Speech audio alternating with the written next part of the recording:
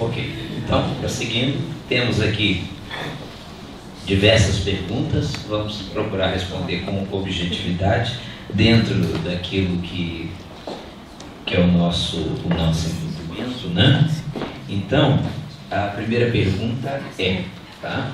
Quando a senilidade chega e o idoso entra em demência e depressão, como agir?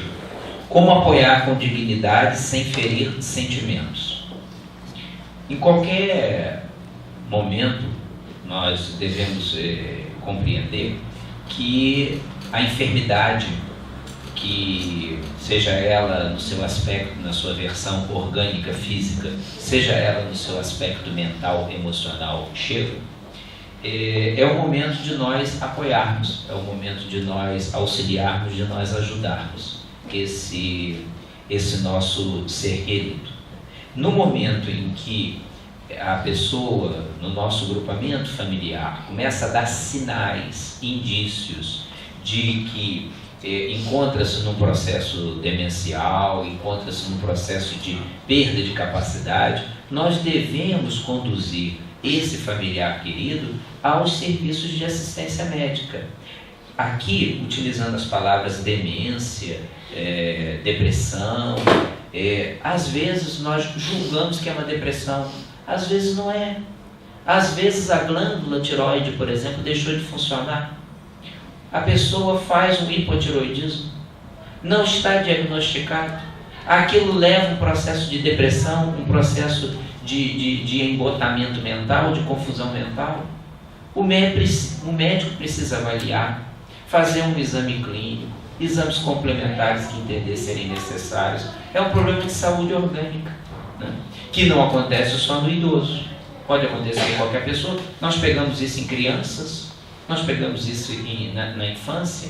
Então, se nós temos um familiar, um idoso, dando sinais às vezes de depressão, de demência, nós precisamos ver se esses sinais que nos parecem ser um quadro de demência ou depressão, se realmente correspondem a um declínio da sua função mental, a um declínio da sua função cognitiva. Em isso acontecendo, nós devemos proceder ao tratamento indicado. Tratamento esse que nem sempre irá se limitar única e exclusivamente com medicamentos. Às vezes precisa de um tratamento integrado, um tratamento em que envolva cuidados de enfermagem, cuidados de fisioterapia, terapia ocupacional. Às vezes o familiar vai precisar de estar acompanhado, às vezes lidando com o gás, corre o risco de ter um lapso, deixar o gás ligado, né? De às vezes a precipitar um incêndio, colocar a sua vida e a vida dos outros em risco. Então isso precisa ser tratado. Às vezes precisamos mesmo de dispensar esse acompanhamento. Então, como apoiar com dignidade sem ferir sentimentos? Em nome do amor, em nome do cuidado, nós nunca vamos ferir sentimentos. Às vezes nós observamos que esse familiar, ele pode apresentar uma certa recusa, uma certa relutância. Às vezes até virar para nós e dizer: está pensando o quê? Está pensando que eu estou com caduquice? Acha que eu já estou ficando velho? Acha que eu já não estou dizendo coisa com coisa? E às vezes é a nossa palavra, o nosso carinho fraternal vai ser dirigido ao papai, ao mamãe. Não se trata de uma questão dessa, né? Trata-se pelo cuidado que eu e os manos, né? Ou que eu apenas como filho único entendo que devo ter por si. O desejo de que vá ao médico, que faça os exames, que tome os medicamentos, é por te amar, é por te querer bem cada vez mais. E a gente explanando e explicando o nosso amor e o nosso interesse por esse ser a quem nós sempre devemos tanto, porque nós podemos cuidar, podemos tratar dos nossos velhinhos, dos nossos seres amados, sem termos qualquer pretensão de que estamos devolvendo o que eles fizeram por nós. Nós nunca pagaremos o amor de uma mãe e de um pai por nós. de um avô, de uma avó, de uma madrinha, de um padrinho, seja lá quem for que nos pôs a mão. Nós nunca pagaremos. Isto é impagável. A gente pode devolver em forma de cuidados, em forma de atenção, em forma de amor, mas pagar nunca, né? É o amor que dinamiza, que atende. Então, quando a senilidade chega, o idoso entra em demência, em depressão, como agir? Continuar amando-os. Continuar amando-os. Conhecemos uma pessoa que dizia-nos assim: eu não sei porquê, mas eu devo ter cara de Madre Teresa de Calcutá, porque todo velho na família vai parar lá em casa, né? É uma tia que não tem ninguém, é uma prima da irmã da minha avó e tudo. É papai que ficou doente, a mamãe que ficou doente, é esse, é aquele. E eu sou sempre a cuidar. Por que isso acontece comigo? Provavelmente porque você tem compromissos espirituais no sentido de cuidar. Se você está cuidando hoje, é provável que você já descuidou ontem, de acordo com a lei de causa e efeito. Não deve falar, quer dizer que está me dando trabalho hoje, é porque eu fui mal? Não, é porque a gente desperdiçou as boas oportunidades de fazer o bem a outrora. Não agasalhemos, e eu vou falar nisso nas conclusões, em qualquer pretensão de culpa. A doença de Alzheimer é uma doença espiritual? Temos que interpretar aqui essa pergunta. A doença de Alzheimer é uma doença que afeta o sistema nervoso central, em que é uma doença orgânica. Mas como que afeta o cérebro? Porém, como toda doença, à luz da doutrina dos espíritos, toda doença tem sede aonde? No espírito. O dia que nós formos espíritos perfeitos, não haverá doença, não haverá transtorno. Enquanto nós ainda tivermos características de imperfeições dessa existência ou de existências anteriores, nós traremos as matrizes, as marcas no perispírito, podendo elas eclodir. No caso, quando se pergunta se a doença de Alzheimer é uma doença espiritual, do ponto de vista espiritual, pessoalmente, eu acredito que, embora sendo uma doença que afeta o sistema nervoso central, eu acredito que seja uma doença espiritual. Para mim, é uma prova para a família, uma expiação para o próprio espírito. Eu dizia aqui, né, conhecemos inúmeros casos de doença de Alzheimer que o corpo está bom, a cabeça que foi ao ar, entende? E eles duram. E você vê a doença de Alzheimer, você vê o que é. A pessoa deixa de identificar aqueles que mais amam. É como se tornasse indiferente aqueles a quem conhece. Não exterioriza amor, não exterioriza ódio, antipatia, apesar de que alguns portadores de Alzheimer, eles têm momentos. Tem hora que eles estão dementes. E tem momentos que às vezes nós falamos com eles e parece que eles têm um insight. Voltam, nos dizem o nome, mencionam situações em que se recordam e daqui a pouco eles voltam a ficar fora do ar. Perceberam? Então, eu acho que é uma doença espiritual para o espírito que passa pela problemática da doença de Alzheimer e também, meus amigos, para a família que tem no seu seio familiar alguém que tem que cuidar, que tem que continuar amando. E você continua amando alguém que já não te reconhece, que já não te identifica o teu amor. Olha que coisa. É você amar sem ser amado. É uma reflexão profunda. Dá-nos a sensação de que é um despertamento para todos nós. Tá? Porque temos de envelhecer muitas vezes acamados, sem podermos fazer nada. Gente, por que nós às vezes temos que passar pelo período de estarmos acamados?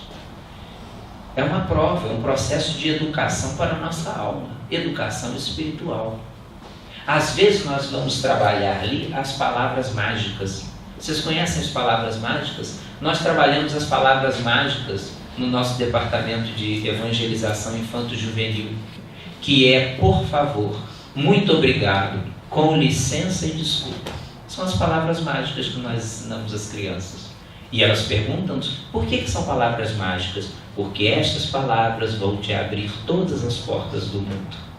Às vezes você está numa posição de saúde, está sentado à mesa e diz assim, a garrafa está aqui, o copo está aqui. E você diz assim, água. Corre. A esposa, a mãe, seja lá quem for, e vem te servir água.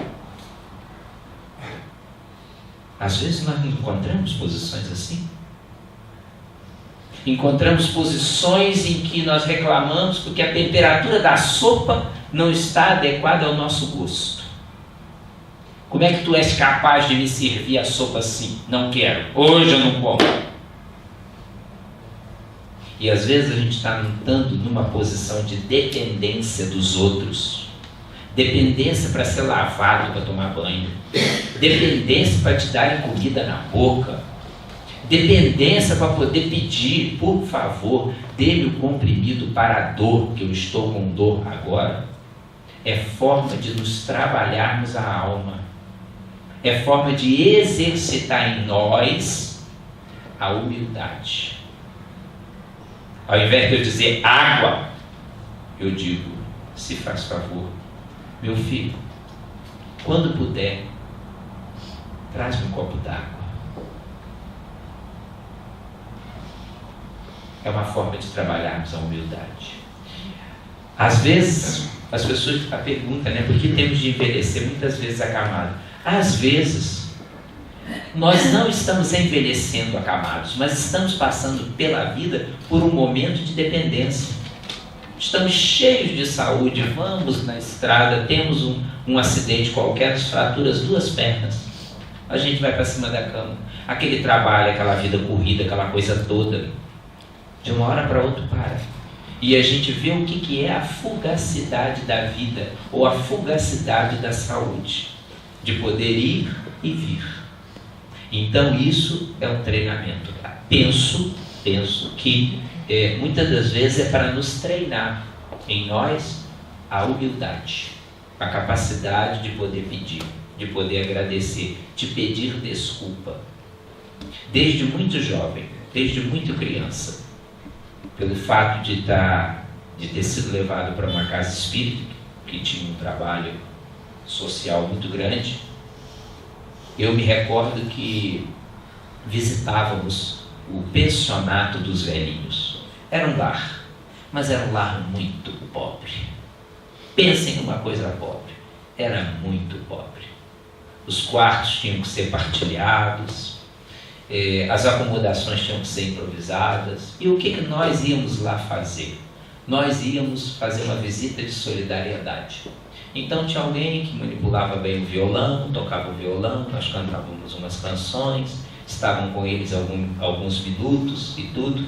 E recordo-me de um indivíduo que estava acamado, que era visitado regularmente por nós, e antigamente não havia telemóvel.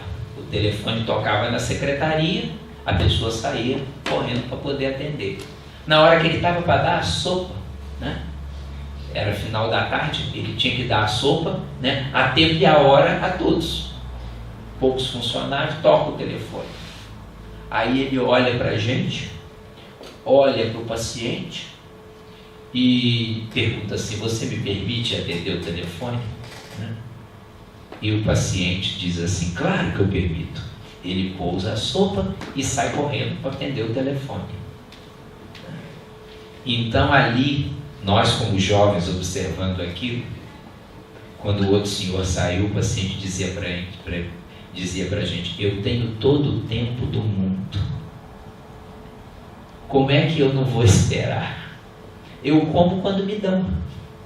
Se dou a sorte de estar quente, senão eu como do jeito que me dão. Dependo disso. Mas falava disso e demonstrava sem amargura. Porque às vezes nós passamos por momentos assim, de estarmos acamados, de estarmos doentes, mas estamos rancorosos com a vida, revoltados. Nós não precisamos disso. Isso não contribui para a nossa paz. Há quem tenha por vezes de que os filhos ou a família o coloque em um lar ou instituição. Deve haver preparação do próprio idoso para isso? Há também vantagens de viver em comunidade? Pergunta profunda, né?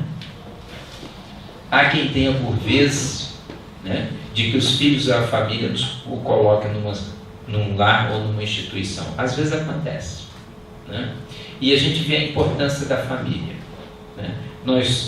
Se acontecer qualquer coisa conosco, se dermos entrada no serviço de urgência, com qualquer situação, na hora que começar a coletar nossos dados, diz assim: olha, filhos, telefone, nome, telefone dos filhos. Cadê a família? Não tem filhos? Tem irmão? Tem irmã? Tem pai? Tem mãe? Vão sempre buscar a família. E às vezes nós estamos numa situação de que vivenciamos uma família conflituosa, né? Então ocorre às vezes ou a família, ou porque não tem condições, não é porque há conflitos não, às vezes não tem condição de ter em casa. Conhecemos um caso de uma senhora que ela, para poder pagar os custos de saúde que tinha com a mãe, ela precisava trabalhar, ela não poderia deixar de trabalhar para cuidar, então ela agendou colocar a mãe numa instituição, ela ia trabalhar, saía do trabalho, passava lá, quem dava o jantar era ela, ficava mais alguns minutos, depois é que ela ia para casa, tomar banho, cuidar da vidinha dela, todos os dias fazia isso, né? Então, a pergunta é, deve haver uma preparação do próprio idoso para isso? Eu vou responder assim, deve haver uma preparação de todos nós, independente de sermos idosos, de por vezes precisarmos de ir para um lugar onde cuidem de nós. Porque se poderá não ser bom passarmos por uma situação dessa, pior será não termos recurso nenhum de alguém que trate de nós. Isso daqui é um outro convite à humildade. É um outro convite à humildade. Na nossa casa, a gente faz a nossa maneira, do nosso jeito. Numa instituição, a gente é mais um elemento e vai ter que seguir as orientações e regras que lá vigoram.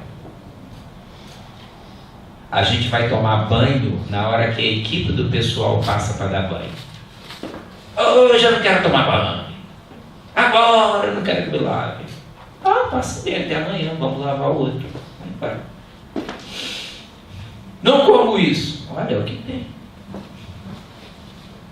Então é um treinamento, é um convite que a vida maior. Veja bem, nem todo mundo passa por isso.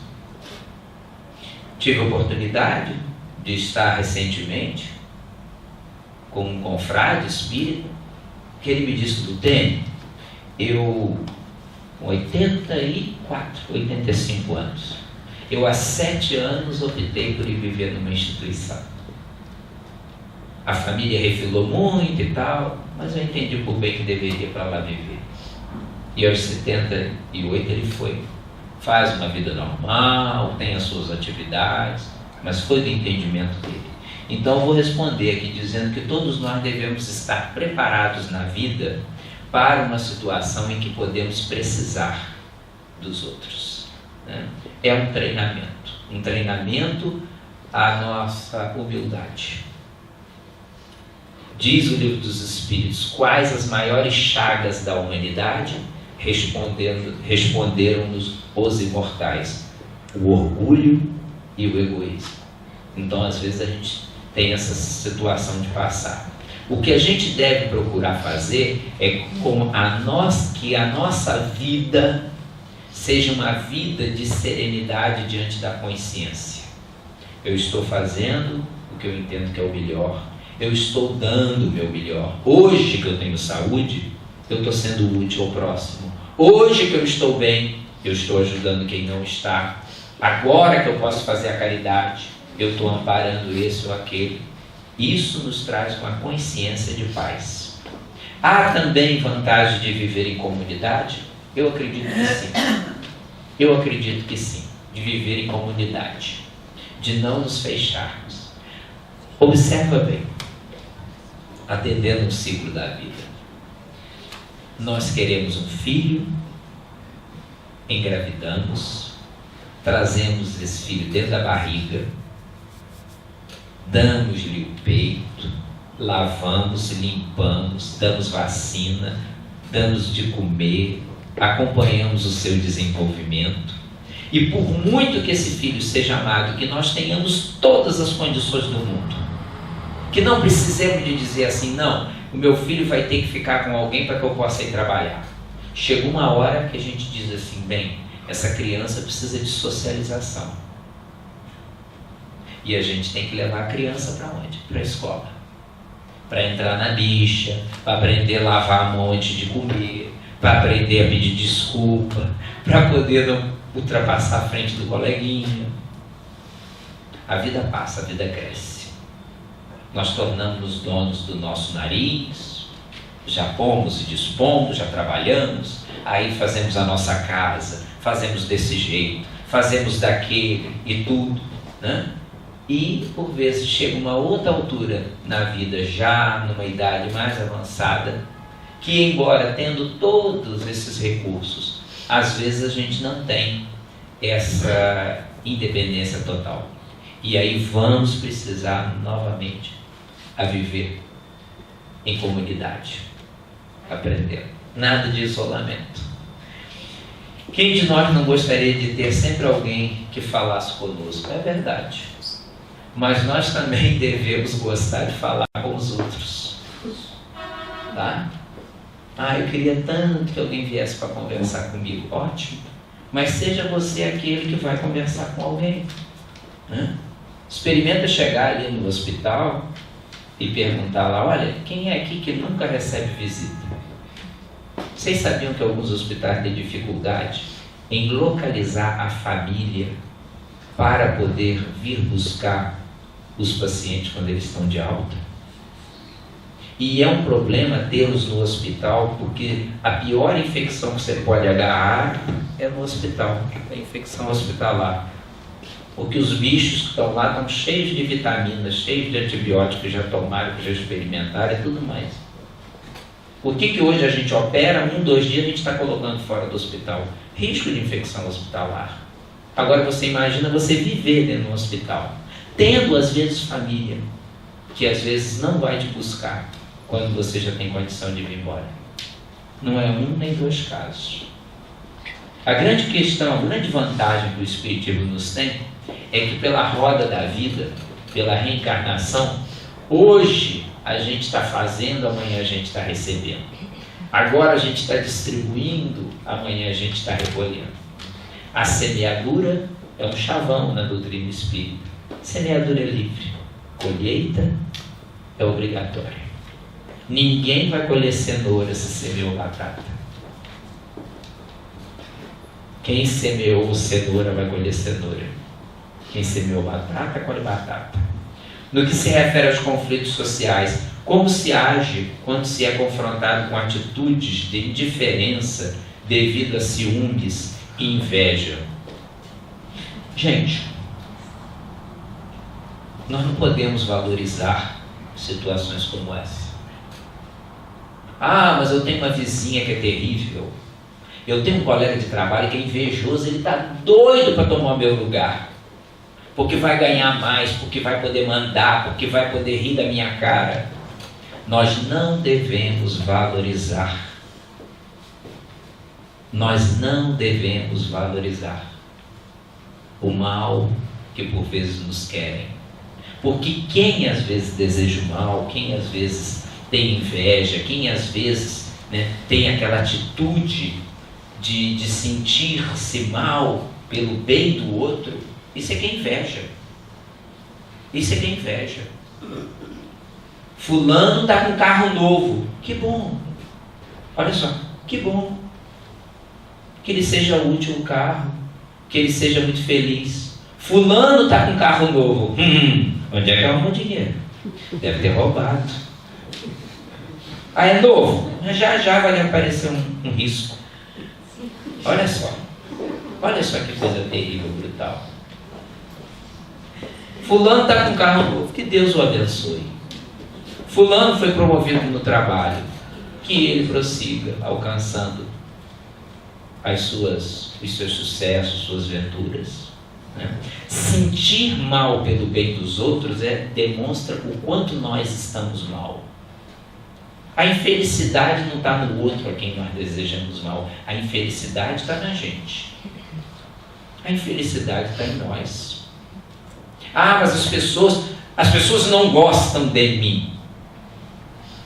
O espírito Marco Prisco, numa das psicografias através de Divaldo Franco, diz: não gostar de você é um direito que as pessoas têm, da mesma forma que você não gosta de todos da mesma maneira.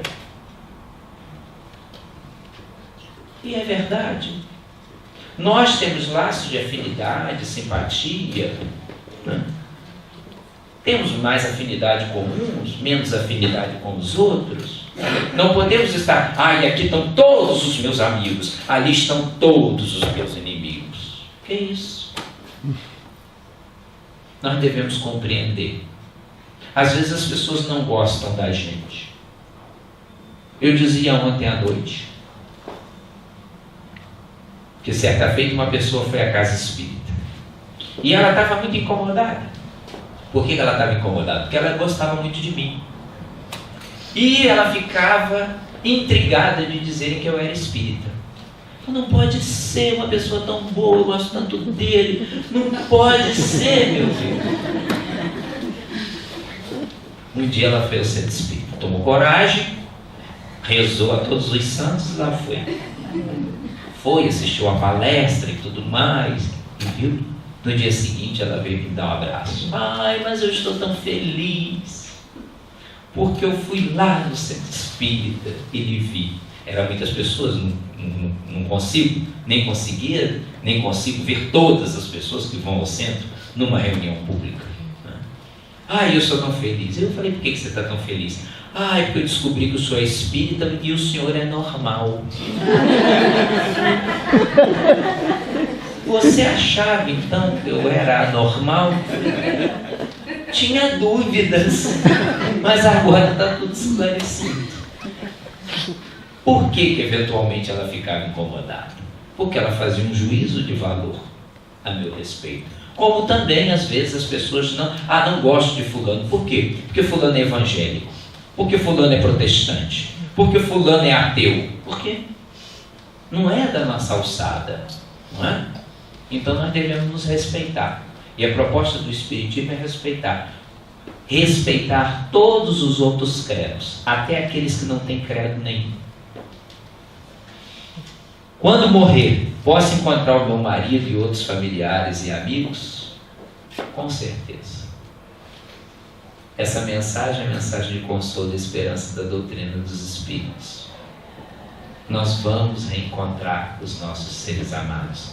E eu acrescento mais aqui, quando morrer, mesmo antes de morrer, nós podemos estabelecer esse contato com os nossos seres amados. Às vezes adormecemos, temos um sonho, aparece o familiar querido, vem lhe trazer um recado, vem lhe trazer uma mensagem, lhe acaricia os cabelos, e você às vezes desperta no corpo com a sensação de que acabou de abraçar aquele ser muito amado. Então a mensagem de que nós vamos nos encontrando com os nossos seres queridos, com certeza. Eu até digo que eu acho que do jeito que a gente guarda essa saudade toda em relação a eles, eu acho que eles também guardam em relação a nós. Essa saudade toda que a gente sente em relação a eles, eu acho que muitos deles guardam em relação a nós.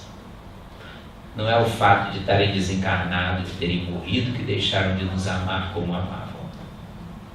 Compreendo que algumas pessoas entendem que somente estando ali junto ao túmulo, no cemitério, que estarão próximos dos seus familiares.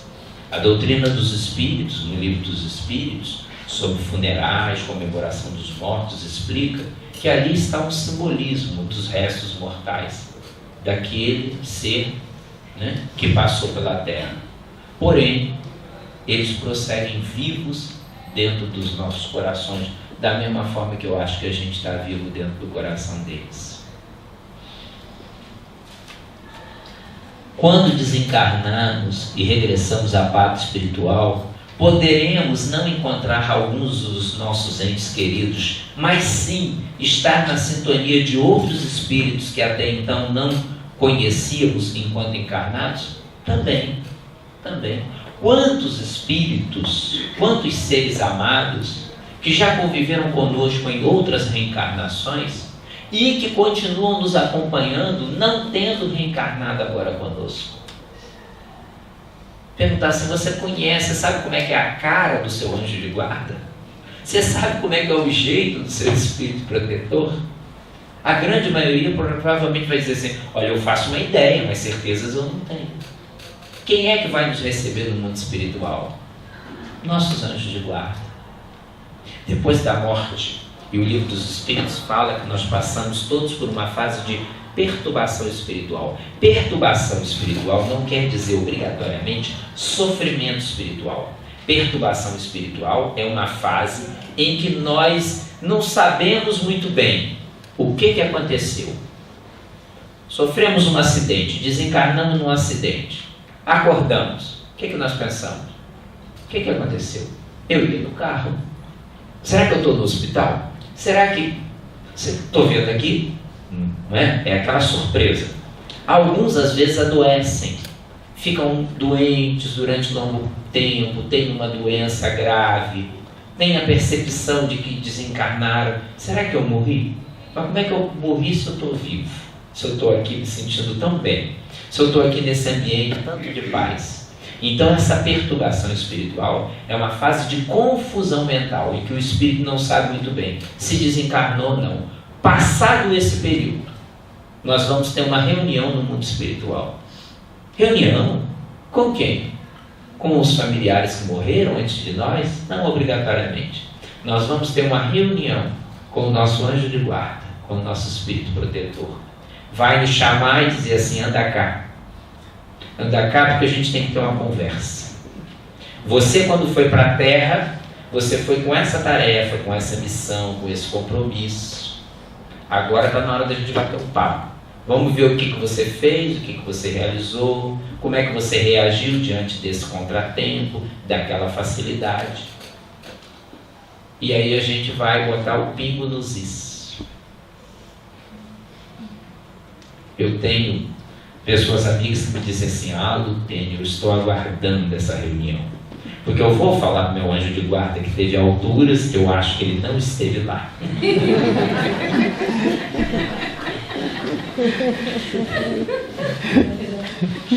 Então, podemos sim, outros espíritos que não conhecemos nessa vida, nos receberem no mundo espiritual, conversando conosco de uma forma muito amorosa. Porque em ambiente de palestra tenho tendência para dormir. Tem várias causas. Uma delas é eu estar indormido, mal dormido. Tá? Às vezes acontece, não é?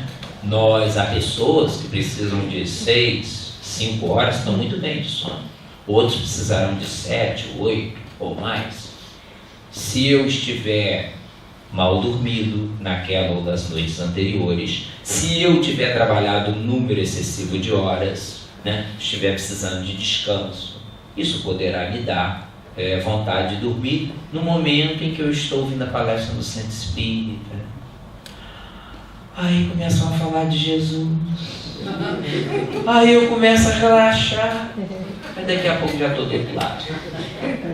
Gostou da palestra? Ótimo. O que você falou? Não sei. Dormi? Às vezes nós alegamos que vamos para o mundo espiritual, que nós nos desdobramos e vamos para o mundo espiritual. Mas a função da palestra é de nos instruir espiritualmente. Nós podemos ler em casa também, podemos aprender também. Porém, o ambiente psíquico da casa espírita, ele nos proporciona um aprendizado muito mais alargado. E a função da palestra não é nos levar a dormitar.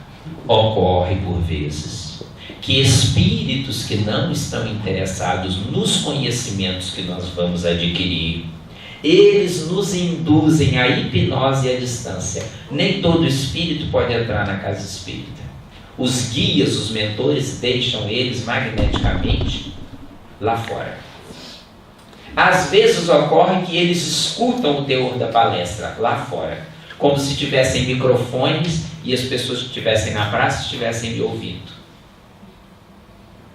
De forma que o esclarecimento também chega a eles. E eles têm a oportunidade de poder estarem ali aprendendo também.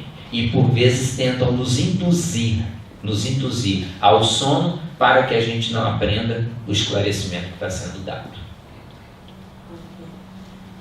Esclarecer que eu estava pensando, são espíritos maus, não é? São espíritos que ainda não adquiriram a alegria do bem. São espíritos às vezes imperfeitos. São espíritos às vezes que não nos perdoaram. São espíritos às vezes desafetos dessa vida, de vidas anteriores. E nós temos também de respeitar, né, a decisão deles. Não é assim? Isso é que é o amor. Amar sem esperar ser amado. Proposta de Jesus Cristo. Tá? Então, quando for assim, você procure dormir adequadamente na véspera. Não trabalhar excessivamente. Olha, fazer a sua refeição, aquilo que é o necessário para você. Porque o necessário para um pode ser uma torrada com chá, e o necessário para outro pode ser uma feijoada. Tá bem? Então, por exemplo, não convém que eu encha demais o estômago quando tem atividades na casa espírita, ou nos trabalhos de reunião mediúnica de que participo, ou nos trabalhos de palestra, de exposição ou de estudo, né? Porque o estômago excessivamente cheio, ele perturba a mente, né? Não convém também que eu venha em jejum. Lutênio, vem em jejum falar pra gente, não vou não, que eu vou cair lá, eu tenho que comer qualquer coisa, né? Então aquilo que é o meu necessário, né, a gente tem que ter o bom senso para não, às vezes a gente dorme para com fraqueza, né? Às vezes a gente dorme porque está com o estômago excessivamente cheio. Então, para encerrar aqui as perguntas e avançar, sobre a temática do encontro de ontem, gostaria de saber onde ouvir o mesmo e se existe algum livro sobre o mesmo tema. O livro sobre o tema é o Livro dos Médiuns, uma das obras que o nosso companheiro aqui mencionou no início. O Livro dos Médiuns foi que falei, né? É claro que debrucei ali ideias sobre isso. E também foi o livro Mediunidade de José Herculano Pires. Tá? Os companheiros aqui da associação depois vão disponibilizar a palestra, certo? A palestra de ontem está gravada, está registrada. Um momento muito querido, né? Muito bom. Depois tem aqui um depoimento de alguém que menciona que a partir dos 30, 40 anos de idade há um decréscimo na nossa capacidade hormonal, né, com consequências físicas e mentais, que além da assistência amorosa, emocional e social, temos que admitir que pessoas mais frágeis nesse campo necessitam de compensar com a existência, o apoio da medicina integrativa e tudo mais. É verdade, a gente precisa mesmo do apoio da medicina da Terra. Temos que ter bom senso. Às vezes as pessoas chegam lá no centro espírita e dizem: eu quero me tratar só aqui. E eu tenho que responder: só aqui não dá. Porque aqui nós vamos lhe dar os recursos para a alma, para o espírito, palestras, prece, assistência mediúnica, água fluidificada, leitura, estudo básico, estudo da mediunidade. Isso atende à alma. A ciência da Terra atende às necessidades da Terra. Temos que ter bom senso. O Espiritismo nunca foi em desacordo com aquilo que a ciência médica atual menciona. Se você precisa fazer exames, faça-os. Se você precisa fazer um estudo médico, faça. Ah, mas eu também quero me tratar no centro. Vá andando, prossiga no centro espírita, mas não deixe a assistência da medicina terrena, porque a medicina terrena existe como forma de poder nos auxiliar e nos amparar em nossas necessidades também.